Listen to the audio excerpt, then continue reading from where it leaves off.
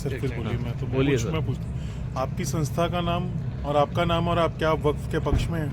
मेरा नाम मौलाना कौकब मुश्तबा, राष्ट्रीय अध्यक्ष उलमा फाउंडेशन, उसी का आज वफद जेपीसी कमेटी के सामने पेश हुआ था, जिन्होंने अपने जो पॉइंट थे वो रखे हैं।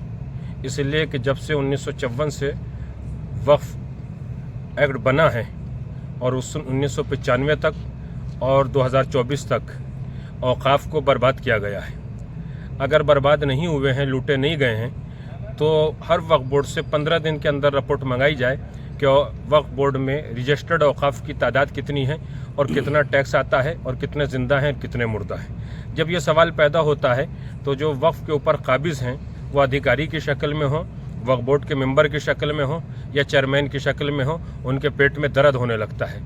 वक्फ प्रॉपर्टी किसी का ज़ाती माल नहीं होती है।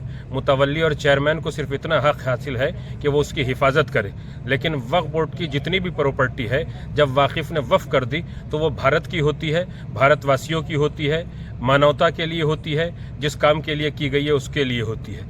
आज मेरी भारत सरकार से गुजारिश है कि जल्दी से जल्दी वक्फ संशोधन बिल 2024 पास किया जाए और जिन लोगों ने वक्फ की जायदादों को बर्बाद किया है, खाया है, लूटा है, उनके खिलाफ तत्काल FIR दर्ज करके उनको सख्त से सख्त सज़ा दिलाई जाए, ताकि ये सरकार की संपत्ति, कौम व मिल्लत की संपत्ति फिर से कामयाबी और कामरानी की तरफ मिल्लत इंसानियत को बढ़ा सके। मौलाना साहब, आपने सजेशंस क्या क्या दिए हैं आज मीटिंग? मैंने JPC के सामने शिया समुदाय के मसले के ऊपर एक बात ये रखी है कि भारत में 36 सूबों में से 2 सूबों में शिया वक्फ बोर्ड है, बाकी सूबों में शिया वक्फ बोर्ड स्टेट में नहीं है।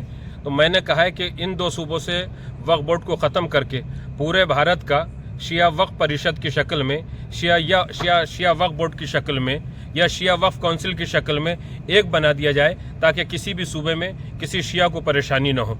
और जब सेंटर में वो वक्फ बोर्ड या वक्फ परिषद या वक्फ काउंसिल बन जाए तो उसमें मेंबर जो भी हों वो इस तरीक़े के हों कि जो उसकी अहलियत रखते हों। किसी भी आदमी को उठा के उसका मेंबर ना बनाया जाए और वो 7 सदस्यों की एक कमेटी हो जो पूरे भारत में औकाफ की हिफाजत करके वहाँ से उसका टैक्स वसूल करने के बाद जिस काम के लिए मुतवल्ली ने कहा है उसके ऊपर खर्च किया जाए। जो एक बात हमको पता लगी है कि आपने मुतवल्ली को टैक्स भरने की बात को कहा है कि अगर वो टैक्स नहीं भरते हैं तो उनके खिलाफ भी एक्शन लिया जाए। जो मुतवल्ली 1 साल के अंदर जो ऑडिट होता है हिसाब, उस तारीख पे हिसाब करने के बाद टैक्स नहीं जमा करते हैं तो 15 दिन के अंदर उसको हटा दिया जाए और उसके खिलाफ FIR दर्ज हो।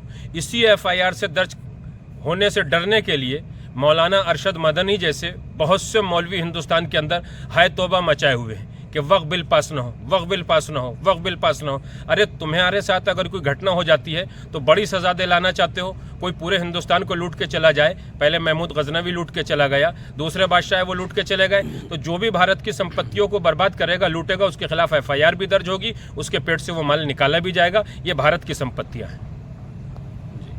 शुक्रिया।